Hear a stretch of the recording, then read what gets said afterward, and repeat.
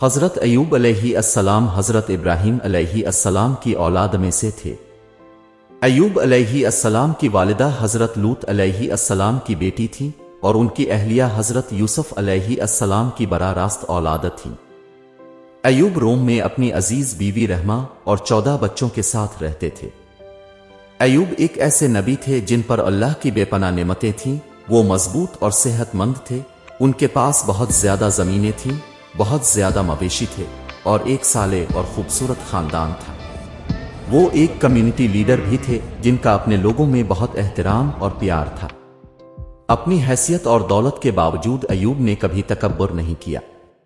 وہ ہمیشہ عاجز تھا، وہ آسانی سے محروموں کی مدد کرتا تھا اور ہر اس چیز پر اللہ کا شکر ادا کرتا تھا جس سے اسے نوازا گیا تھا۔ ایک دن آسمانوں پر فرشتوں نے زمین پر رہنے والے بہترین انسانوں کے بارے میں بحث شروع کی۔ ان میں سے ایک فرشتے نے کہا، آج زمین پر سب سے بہترین مخلوق ایوب ہے، ایک عظیم کردار کا آدمی جو بہت صبر کا مظاہرہ کرتا ہے اور ہمیشہ اپنے رب کریم کو یاد کرتا ہے۔ وہ اللہ کے بندوں کے لیے بہترین نمونہ ہے۔ بدلے میں اس کے رب نے اسے لمبی عمر اور بہت سارے بندوں سے نوازا ہے۔ ضرورت مند اور غریب اس کی خوش قسمتی میں شریک ہیں۔ وہ غریبوں کو کھانا کھلاتا ہے اور کپڑے پہناتا ہے اور غلاموں کو آزاد کرنے کے لیے خریدتا ہے۔ وہ اپنے خیرات وصول کرنے والوں کو ایسا محسوس کرتا ہے جیسے وہ اس پر احسان کر رہے ہیں۔ وہ بہت ہی مہربان اور نرم ہے۔ شیطان جو آس پاس میں تھا اس بحث کو زیر کر لیا اور بہت غصے میں آ گیا۔ اس نے فوراً ایوب کو اللہ کی عبادت سے دور کرنے کی سازش شروع کر دی۔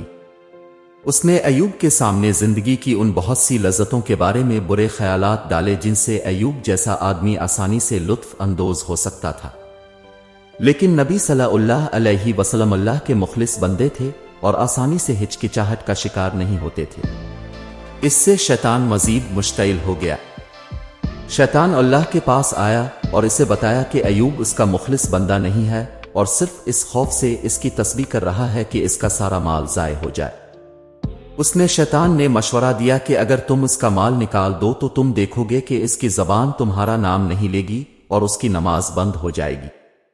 اللہ سب کچھ جاننے والا شیطان کو نہیں مانتا تھا، کیونکہ وہ جانتا تھا کہ ایوب ان کے سب سے مخلص مومنین میں سے تھے اور اپنے رب کی عبادت محض مال کے لیے نہیں کرتے تھے۔ لیکن وہ شیطان کو اپنے وفادار بندے کی مکمل اخلاص دکھانے کے لیے ایوب کو آزمانے پر راضی ہو گیا۔ خوش ہو کر شیطان حضرت ایوب علیہ السلام کی دولت کو تباہ کرنے کے لیے نکلا۔ جوں جوں وقت گزرتا گیا حضرت ایوب علیہ السلام کی دولت کم ہونے لگی۔ ان کی زمین، مویشی، نوکر اور پیسہ آہستہ آہستہ ان سے دور ہوتے گئے، یہاں تک کہ ان کے پاس کچھ بھی نہ رہا۔ ایوب علیہ السلام کی آزمائش سے بے حد مطمئن شیطان ایک عقلمند بوڑھے کا روپ دھار کر نبی کریم صلی اللہ علیہ وسلم کے پاس آیا اور کہا کہ اب کا سارا مال ضائع ہو گیا۔ کچھ لوگ کہتے ہیں کہ اپنے بہت زیادہ صدقہ دیا اور اب اپنا وقت ضائع کر رہے ہیں، اللہ سے دعائیں۔ دوسرے کہتے ہیں کہ اللہ تعالیٰ نے یہ آپ کے دشمنوں کو خوش کرنے کے لیے آپ پر نازل کیا ہے۔ اگر اللہ کے پاس نقصان سے بچنے کی طاقت ہوتی تو وہ تمہارے مال کی حفاظت کرتا۔ ایوب نے جواب دیا کہ اللہ جسے چاہتا ہے دیتا ہے اور اللہ جس سے چاہتا ہے لے لیتا ہے، اور جو مال میرے پاس ہے وہ سب اللہ کا ہے، اس لیے اسے مجھ سے واپس لینے کا پورا اختیار ہے۔ ایوب پھر پلٹے اور اللہ کا شکر ادا کرتے رہے۔ شیطان مایوس ہو کر اللہ کی طرف لوٹ آیا اور کہا کہ میں نے ایوب سے اس کا سارا مال چھین لیا، لیکن وہ پھر بھی تیرا شکر گزار ہے، تاہم وہ صرف اپنی مایوسی کو چھپا رہا ہے۔ والدین کا اصل امتحان اس کی اولاد سے ہوتا ہے۔ تم دیکھو گے کہ ایوب تمہیں کیسے رد کرے گا۔ اللہ تب بھی جانتا تھا کہ ایوب کا ایمان اور اپنے رب سے محبت میں کوئی کمی نہیں آئے گی، لیکن وہ ایوب کو مزید آزمانے پر راضی ہو گیا۔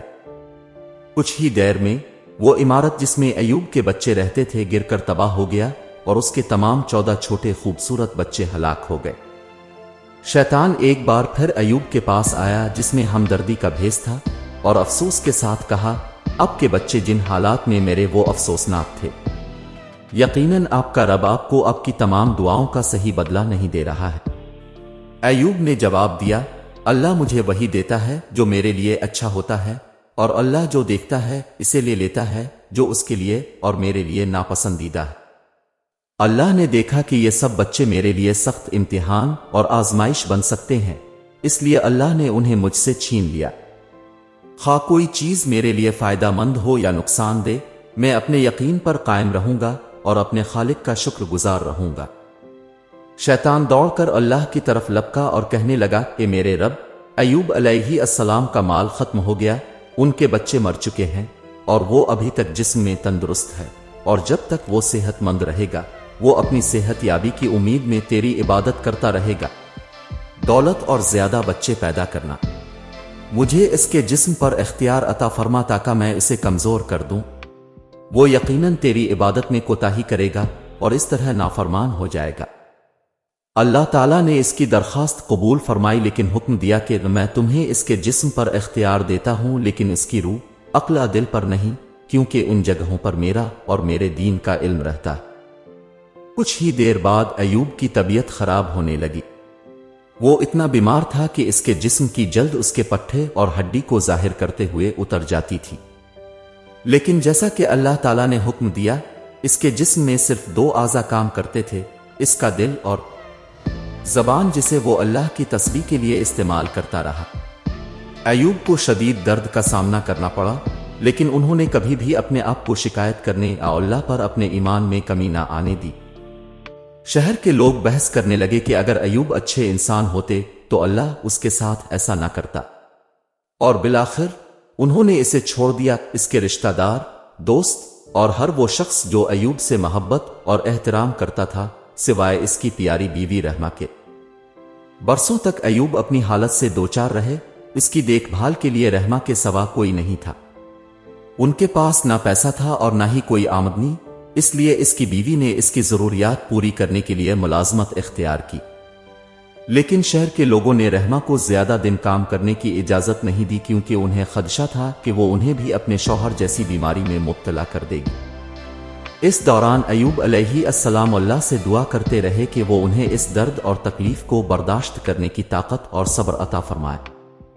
ایک دن شیطان انسان کے روپ میں رحمہ کے سامنے حاضر ہوا اور اس سے پوچھا کہ تمہارا شوہر کہاں ہے؟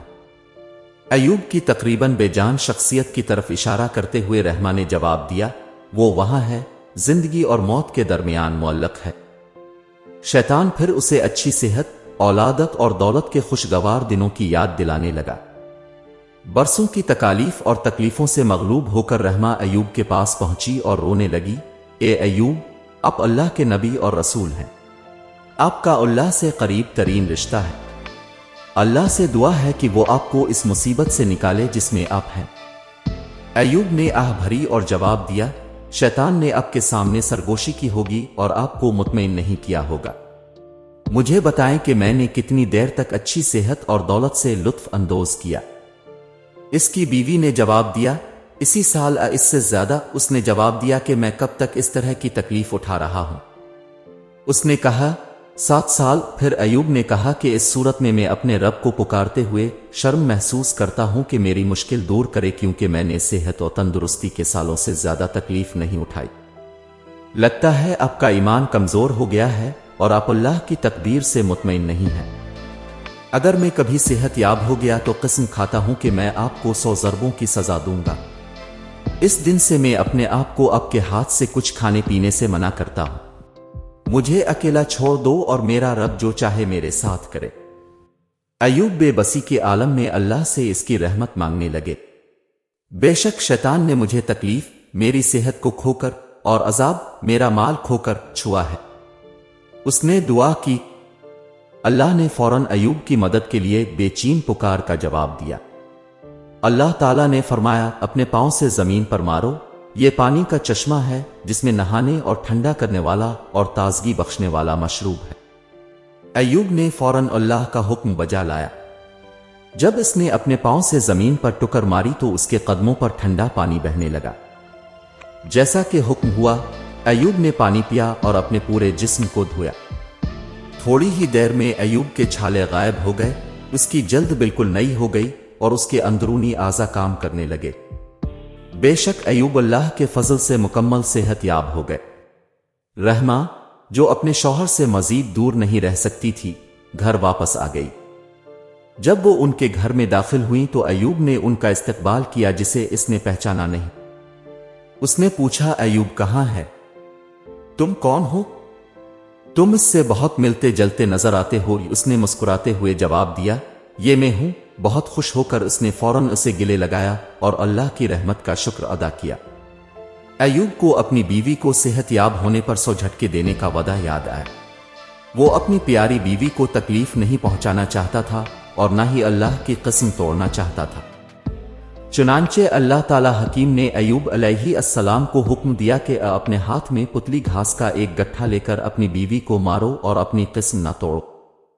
اللہ نے پھر ایوب کی دولت کو بحال کر دیا۔ اللہ تعالیٰ نے سونے کی بنی ہوئی ٹڈیوں کی بارش برسائی جو ایوب کے چاروں طرف گر گئی۔ جب ایوب علیہ السلام سونے کی ٹڈیوں کو جمع کرنے لگے تو اللہ تعالیٰ نے ان سے پوچھا، اے ایوب، کیا میں نے تمہیں اتنا امیر نہیں بنا دیا کہ تم جس چیز کو دیکھتے ہو اس کی ضرورت ہو؟ ایوب نے جواب دیا، جی ہاں میرے رب، لیکن میں تیری نعمتوں سے انکار نہیں کر سکتا۔ ایوب اور رحمہ کو بھی ان کا خاندان واپس دے دیا گیا۔ اس جوڑے کو 28 خوبصورت صحت مند بچوں سے نوازا گیا، 14 لڑکیاں اور 14 لڑکے۔ حضرت ایوب علیہ السلام کا قصہ صبر کے ساتھ ملا ہوا ایک مصیبت ہے۔ جب سب کچھ ٹھیک ہو رہا ہو تو اللہ کا وفادار بندہ بننا آسان ہوتا ہے، لیکن مشکل وقت میں اس کا ایمان کبھی نہیں ڈگمگاتا۔ یہی وجہ ہے کہ وہ ایک قابل ذکر ہستی